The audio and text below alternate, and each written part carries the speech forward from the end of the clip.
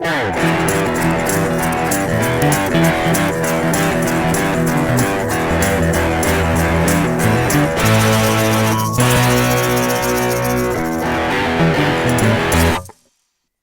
everybody, it's Super Wrestling Funtime here again with your host Dan and Jeff, and today we are going to be wrapping up with the Cruiserweight Classic. Yeah. The finals were Wednesday. Yep. And it is, I think, the best show of this year.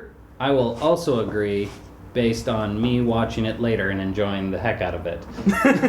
That wasn't awkward at all. No, not even remotely. So instead of running down that show, what we're going to do is take a look at the tournament as a whole. We're going to look through our favorite matches and some guys who aren't going to the Cruiserweight division that we would like to see further. Yep. So to start with, let's run down our 3 favorite match list.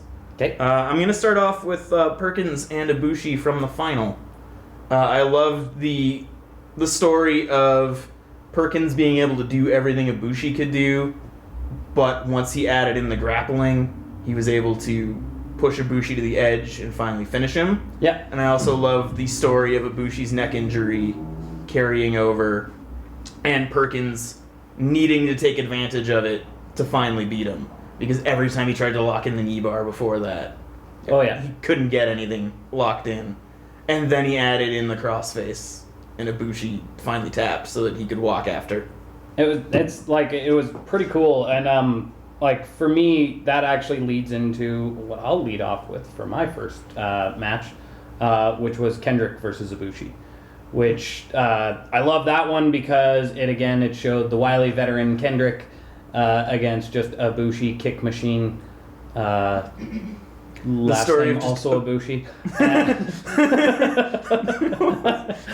I went for a middle name there and just realized I fucked up. But anyways, yeah. So it was awesome because that entire match was pretty much Kendrick just focusing on that neck injury in ways that were super harsh, like using the hammer drive and that breaker on the over the post. That was amazing. And then the bully choke being a neck submission anyway. Yeah, so it just that whole match and just the emotion of making man tears when Bryan and Kendrick were all bro-y. Which is really confusing that Bryan's last name is Kendrick's first name. Yeah, Bryan and Bryan, but it's Bryan on Bryan action.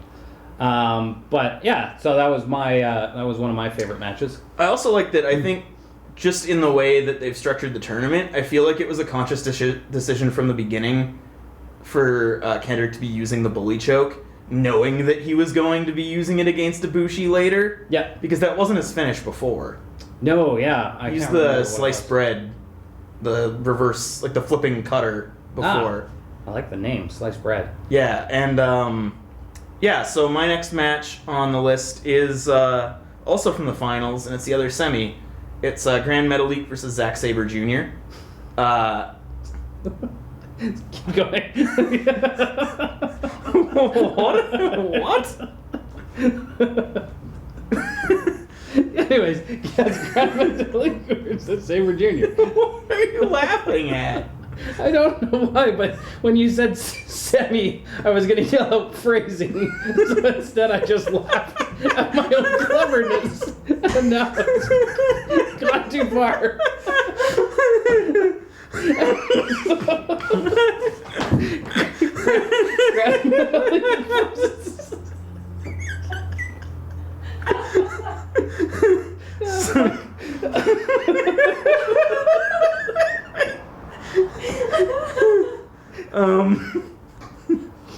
So, yeah, I liked it. It was good. Zack Sabre Jr. didn't drag it down by jerking off with his grappling. Good.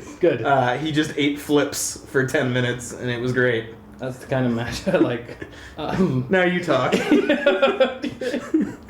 So I guess my next favorite would have been, I sound like I'm dying.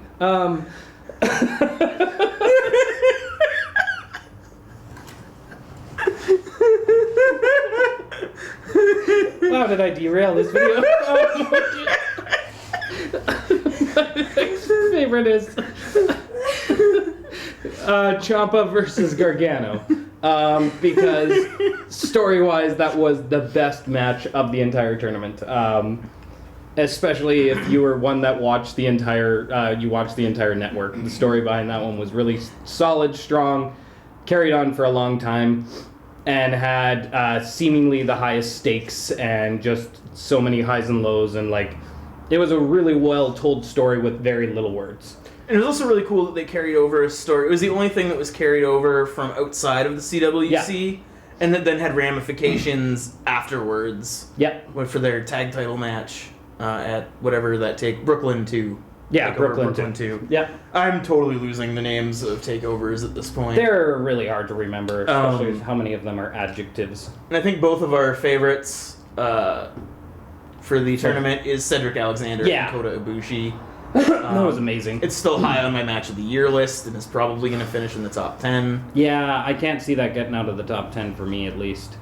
But yeah, is that your third as well as my third? Oh yeah, absolutely. Yeah. It's the best thing in the tournament so far. So some stuff that, we've talked about Alexander and Ibushi a bunch of times now, but let's talk about some guys that maybe aren't getting as much attention that we would like to see more of. Yeah. So we've established now who's going to be in the Cruiserweight division on Raw. So of guys who maybe didn't make it, who are some of your favorites that you would like to see more of? Maybe not necessarily in the Cruiserweight division, but maybe showing up in NXT or something. Yeah, I know for me, and I think this is also the same with you, one of the ones that sticks out the most for me, especially because he'll make such an amazing heel, is Gulak. Yeah, Drew Gulak doesn't have a ton of charisma, but I really like his style and how, as a cruiserweight, he still manages to wrestle in a really sort of rough, dangerous-looking style. Yep. That seems more appropriate for a heavyweight. Yeah, and so against little guys, it's even more impressive. He'd be a great build-up heel, like, for someone. Like, he's not so far down on the card that just everyone squashes him, but he's that guy that you work your way to get to the final. Yeah, he's like the mini-boss. Yeah.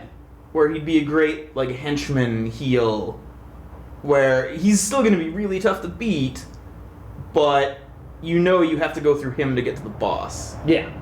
I agree with that. I would also like to see a lot more of Lince Dorado. Yes. He has that, like, 90s WCW cruiserweight style, where he's just, like, he's in the air more than he's on the mat. Oh, yeah. And, tied into that, his match with Mustafa Ali, who I'd also like to see a lot more of, was just a really great, like, WCW cruiserweight division, just aerial spectacular. Oh, yeah, it was crazy awesome. I like his mask. Yeah, his mask is sweet. Which shouldn't factor into anything, but I do like his mask a lot. Even, like, the dumb little fangs. Yeah, still, like how he has, work. like, weird fangs, whisker things going on. Other than him, actually, one that I think he completely slipped my mind until I just remembered him now, but he might have already been picked up by NXT, I am not sure, is Nice. He showed up at NXT. I don't know if he's actually signed. But he'd be a great pickup for them. He'd be like a great, actually, in the vein of Gulak, I think he'd be a great bully heel. Yeah. Except that he can do... He has more charisma than Gulak. And he also has a more interesting offensive arsenal. Yeah. Whereas Gulak just looks like he's hurting people. Yeah. Nice has some flash. Yeah, that which I really helps like. in the WWE style. Yeah. My last one is a guy who only had one match in the tournament, but it was enough to make me want to see what they could do with him further. Yeah. And that's Raul Mendoza. You can remember from such ass kickings as that one time he fought Brian Kendrick. And Kendrick messed up his brace. Yeah. Mostly I just want to see... It sounds really bad. I just want to see him get his braces messed up a lot more. That does sound really bad. Yeah, but it worked. It sold the match really well. But yeah, like I think he had a great performance with Kendrick, and I think he was one of the most intriguing guys who lost in the first round. Yeah. I hadn't heard of him before, but I know he's fairly experienced. Yeah. And I think he's the kind of guy that, with some NXT seasoning, could at least be something in NXT. If not, move up to the main roster and be a good... he could be a guy in the position Neville's in now. Yes. Yeah, I could see that. Yeah, I think that's it for me. Like, there's a couple of people that interest me, but I'm not sure far enough that I want them to go get signed just yet. Like, actually, Jason Alexander would have been one. Or not. That's not Alexander. a person.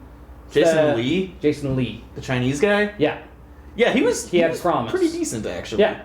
So, just to see some... And I liked his heavy inclusion of Kung Fu style into his... and his sweet Kung Fu movie pants. Yeah, they were amazing. Those are pretty great. But yeah, so he felt like a Street Fighter character, a lot of him. Yeah, I was on board with that. Whereas Ho Ho Lun feels like a guy who wrestles in someone's backyard. Yeah, I wasn't as hot on him. He is a bubbly, happy guy that you just want to root for, He's but at just the such same a time... shitty worker. He's so bad. He is so bad. But anyways, so yeah, I think that's our wrap. Yeah, I mean, hopefully I'm hoping the Cruiserweight Classic is something they continue. Yeah. Maybe we'll see some of these undercard guys get invited back for a second go. Yeah. But until then, we will still be doing our recaps of WWE every week. So subscribe, and those will show up in your not inbox. I don't know how YouTube works. You'll get them. You'll be notified in some form or another. And our producer's dropping coins and just ruining everything. That's the notification sound. Because we didn't do it before. Coin drop. All right, we're done now. Yeah.